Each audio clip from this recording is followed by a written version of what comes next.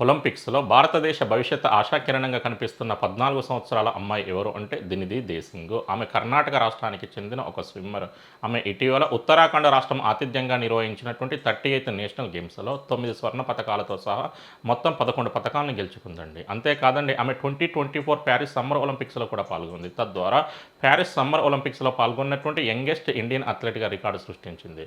ఒక గొప్ప అథ్లెట్ తలుచుకుంటే ఒలింపిక్స్‌లో ఎన్ని పతకాలు గెలుచుకోగలడో బెస్ట్ ఎగ్జాంపుల్ ఎవరు అంటే అమెరికా దేశానికి చెందిన స్విమ్మర్ మైకేల్ ఫెల్ప్. ఆ మహానుభావుడు ఏకంగా 28 పతకాలను గెలుచుకున్నాడండి.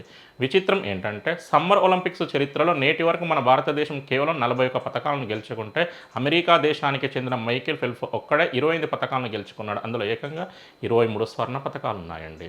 మరి కేవలం 11 సంవత్సరాల వయసులో 1952లో సమ్మర్ ఒలింపిక్స్‌లో పాల్గొన్నటువంటి యంగెస్ట్ ఇండియన్ అథ్లెట్ ఎవరో కామెంట్ సెక్షన్‌లో కామెంట్ చేసేటువంటి ప్రయత్నం చేయండి.